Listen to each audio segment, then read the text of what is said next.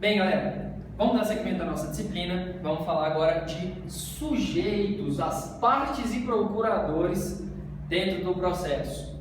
Retomando na aula passada, a gente falou dos elementos da ação, da condição da ação, e agora vamos falar de partes e procuradores. Bem, para a gente fugir um pouco daquele roteiro lógico do código, vamos fazer um roteiro mais acessível. Primeira coisa que a gente tem que delimitar é por que eu falo de partes? Por que eu falo de procuradores? Bem, as partes são fundamentais dentro do processo para eu determinar qual é o limite da coisa julgada. Quer dizer, até onde aquela decisão, a quem aquela decisão vai poder atingir. Então, dentro do nosso primeiro conceito, quando eu falar de partes, é porque eu vou estabelecer qual é a relação da coisa julgada. Quer dizer, qual é o limite de incidência daquela decisão, até onde aquela decisão vai produzir efeito. Dentro dessa relação, eu tenho uma posição clássica que apresenta esse triângulo, em que as partes do processo são autor, réu e o juiz que vai determinar a resolução daquele conflito. E essa relação em que pesa a existência do juiz, ela vai estar atrelada aos sujeitos partes, que podem ser tanto pessoa jurídica, privada, pública ou indivíduo. E o juiz vai estar aqui para dirimir esses conflitos. Na formação clássica, então, eu tenho a relação dos sujeitos, autor, réu e o juiz como interveniente. E a extensão das partes, quando eu amplio esse rol clássico, eu estou apresentando um terceiro estranho àquela contenda. Quer dizer, um indivíduo que não está inicialmente naquela discussão, mas que ele vem e atrapalha, ou ele intervém, ou ele assiste, ou ele vai ser condenado também, mas é um terceiro. É uma pessoa que está estranha, ela está fora daquela relação processual no primeiro momento, mas que posteriormente ela passa a adentrar a relação processual, ok? Bem, prosseguindo. Uma coisa que é importante é que a gente saiba a nomenclatura dentro do processo de conhecimento e até recebendo um pouco. Quando eu falo de autor, é quem está ingressando com a ação. Quando eu falo de requerente, é um sinônimo de quem está requerendo também está ingressando com a ação. Quando eu falo de demandante, são pessoa que está buscando alguma coisa. O réu, o requerido e o demandado são quem respondem por esse tipo de ação. E aí eu coloquei um exemplo aqui no quadro sobre o recurso, recorrente, recorrido. Remédio condicional, impetrante, impetrado, o embargo de declaração, é quando você opõe, é o embargante, embargado. Bem, importante destacar duas coisas na parte que concerne a parte e procuradores. Eu tenho uma capacidade atinente à parte e a uma capacidade processual. A capacidade para ser parte, ela deriva da possibilidade de exigir o direito.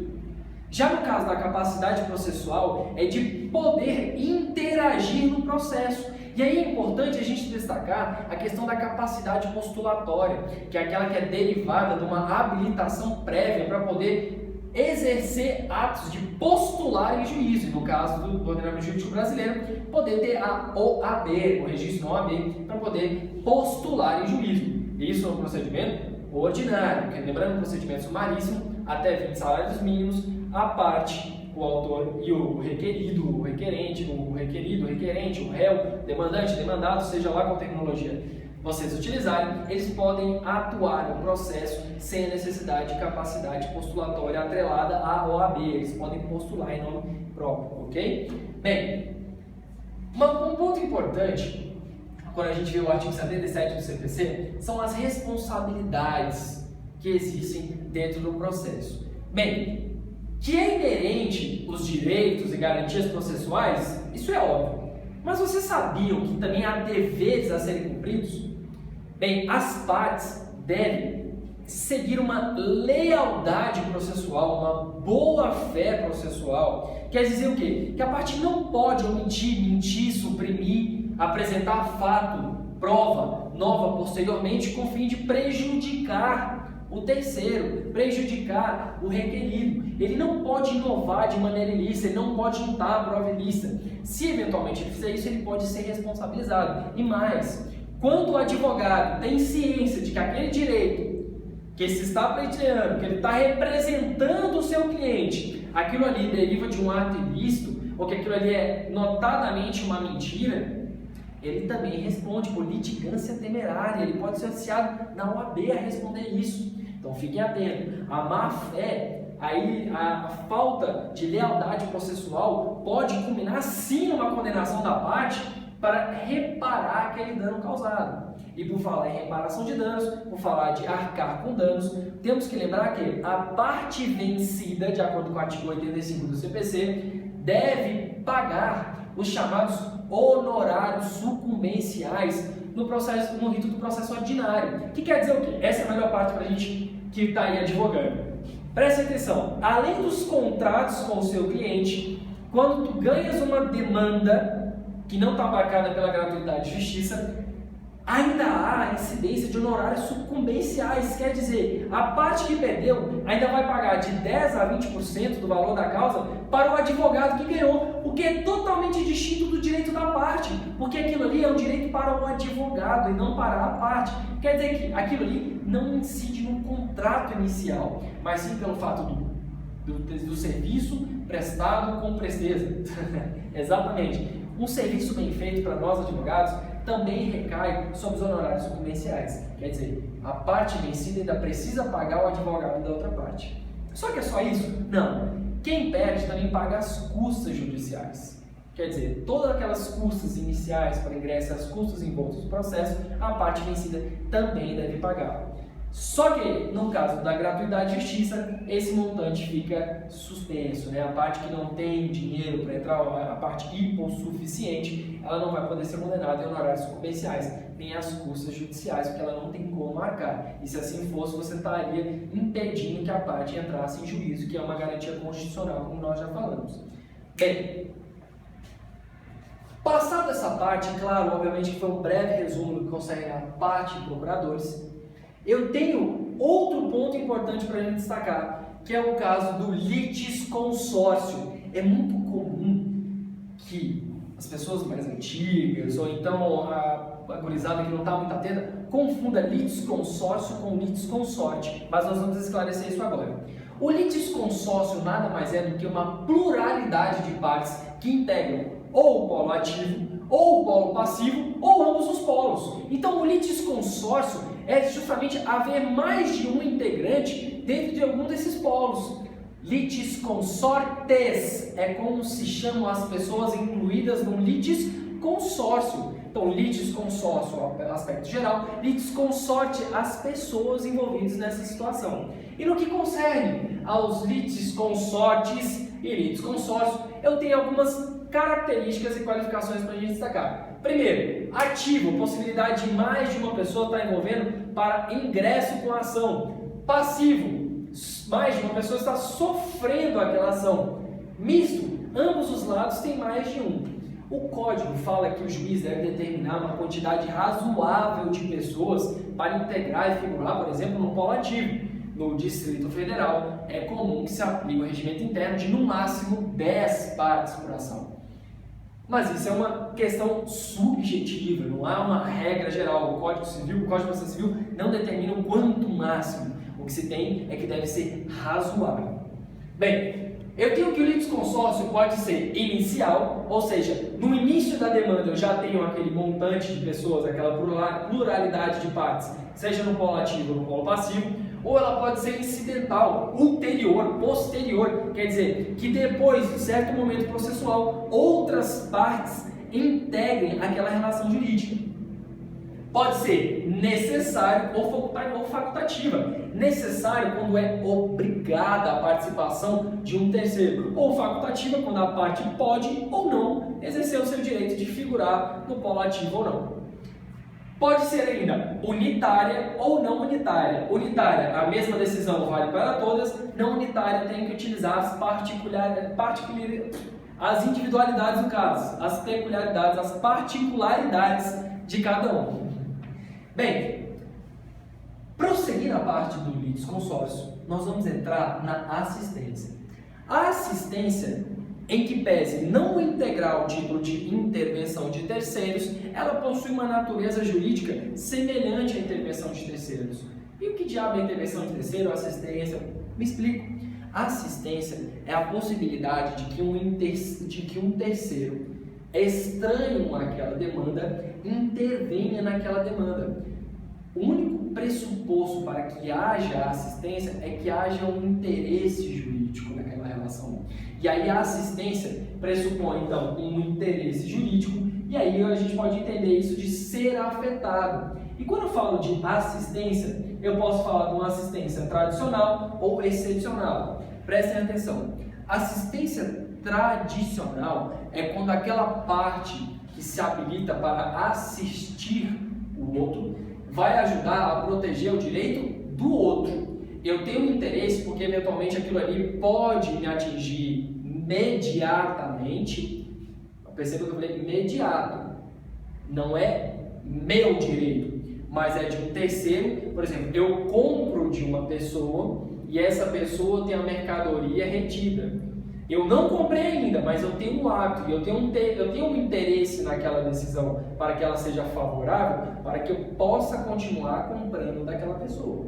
Agora, é distinto da excepcional, porque na excepcional eu vou estar falando de um interesse próprio, é meu interesse. E eu tenho uma relação jurídica tanto com o autor quanto com o réu, tanto com o requerente quanto com o requerido. Pensa nesse mesmo exemplo que eu te falei de comprar a mercadoria. Eu compro a mercadoria do indivíduo. Só que, e se eu já tiver comprado a mercadoria daquele indivíduo e a minha mercadoria, que estava junto com a dele, foi toda apreendida?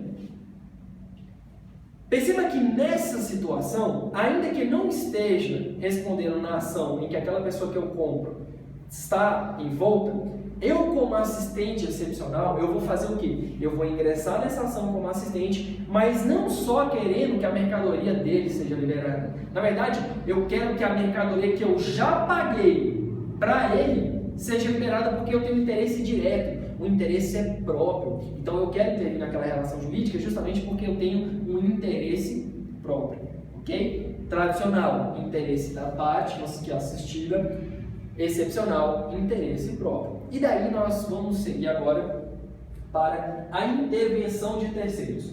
Bem, a intervenção de terceiros, assim como na assistência, é a intervenção de um terceiro que estava estranho à contenda, estranho ao litígio. E aí o que ele faz? Ele intervém porque ele também mantém aquele interesse, ou reside um interesse de agir ali, e ele está pautado por dois princípios. Primeiro, a economia processual. Se for para resolver, já chamou logo e já resolve aqui. E também pela harmonização das decisões. Quer dizer, eu quero que essa pessoa entre logo aqui para não ter decisões conflituosas. Tranquilo? Lembrando que também vou ter a possibilidade de ser facultativa ou obrigatória. A primeira intervenção é a oposição.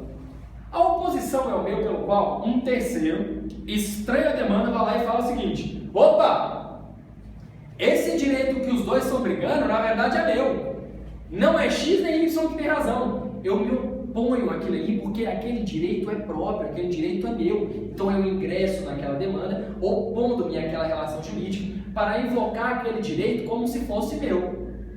Já no caso da nomeação à autoria, coloca um asterisco aí.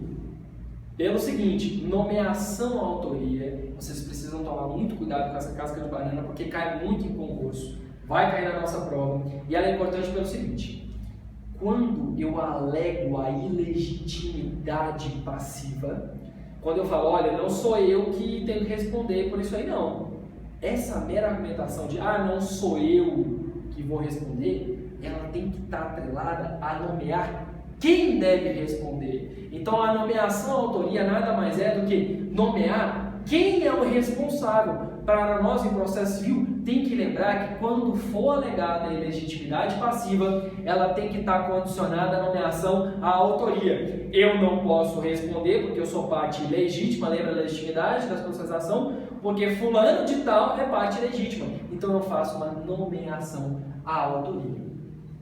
O próximo instituto é a denunciação à lide. A denunciação à lide, eu vou atrair para aquele processo, obrigatoriamente, uma pessoa que vai ser responsabilizada.